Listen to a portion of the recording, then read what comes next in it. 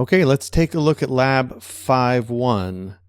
In this lab, we're going to go through a loop, but we want to go through the loop a certain number of times. We don't want to go infinitely.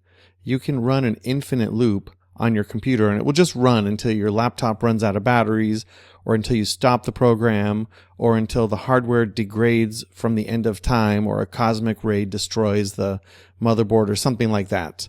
So let's avoid those. And in this case, in this lab, we're going to make our loop and it's going to print the numbers 0 through 10. Okay, that's easy, right? Print 0, print 1. You don't want to type it manually. We'll do this with a variable.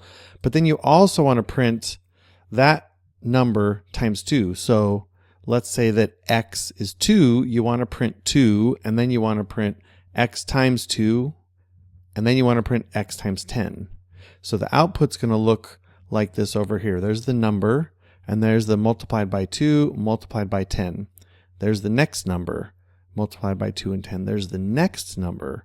So you can see we're going to iterate through with this number and then do something based on the iteration.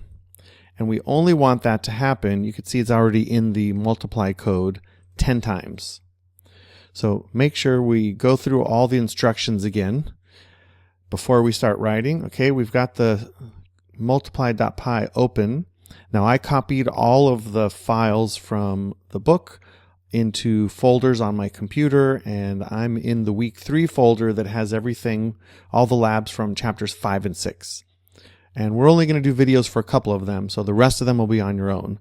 And then I opened up that folder in VS Code, and if you take a look here, there's all the files for this week to work on. And these files come from the Python Pal PDF that you're reading that has all the lab exercises. Make sure to complete them all, not just the ones that are assigned. Do all the coding in the book. All right, so we're going to write our loop. Okay, remember to initialize the control loop, so we'll have to make that loop happen. And then in the body of the loop, so inside of the loop, we will multiply, blah, blah, blah, blah, blah, save the source code file, execute the program. Okay, using VS Code makes this part easy. If you're just using the command line and Notepad++ or something, then you want to follow all these steps specifically. So let's take a look at our file here. We've got something called head1. That looks like it's going to print the number. So let's take a look. Number, all right, looks good. And then head2 and head3, that's fine. And we're going to do this 10 times. Oh, and we're going to give our instructions. Here we go, 0 through 10. All right, sounds good. So what kind of loop should we use here? In this case, let's use a while loop. A while loop, while something is true, will just run forever until the something that you say is no longer true. So in this case, we're going to need a counter. We don't have any kind of counter. So let's make our loop control variable. I'll call it, let's see, we got num loops. Let's call it number counter, just to make it long. And we'll set it to 0, and then we'll make our while loop. So we're going to run this as long as the number counter is less than or equal to whatever the number that we set is, which is this num loops. And it's good practice to write our constants in all uppercase. It just makes it easier to read and spot them later on. So while the number counter is less than or equal to num loops, so that means the number counter starts at 0, and then everything inside this code block will run. So let's make sure that we're going to, we'll have to print that head1, and then we'll have to print the value, and the value is going to be the number counter. So let's print head1, and we'll print the number counter. So that's going to print number 0. And that's it. Then nothing else is going to happen. So what we'll need to do next is multiply by 2. So I'll go ahead and put this into my loop. And then we'll say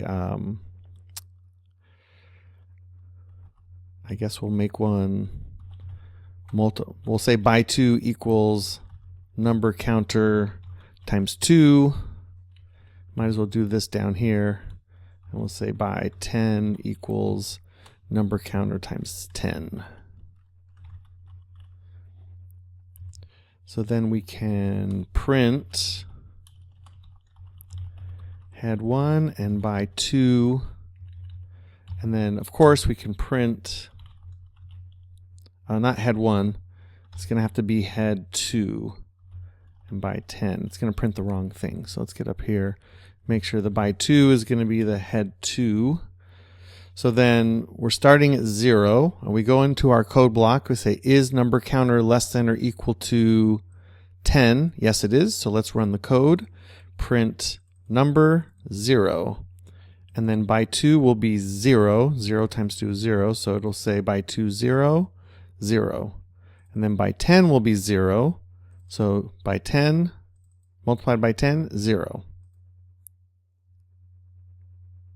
Oh, it looks like we have these print statements down here also. That's all right. I'll get rid of that. Now, we have an infinite loop. It will never stop running. So what we need to do is increment the loop and say, okay, well, we did it once, so let's make it from 0 to 1, and then we'll go from 1 to 2, and 2 to 3, and we'll keep running all the code until the number gets to 11, and then it will exit. So let's say our number counter, and we'll say plus, we could just say plus plus. We'll say plus equals 1, so it's easy to read. And it looks like I didn't do that comment there.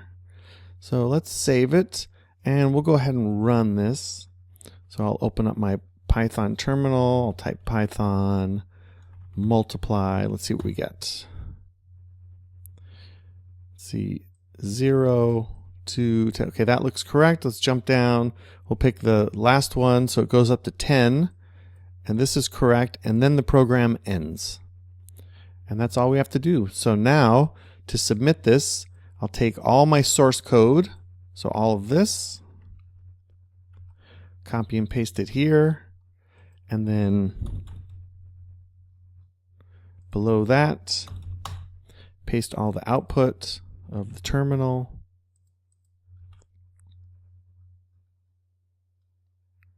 Okay, looks good. Hit submit. That's it.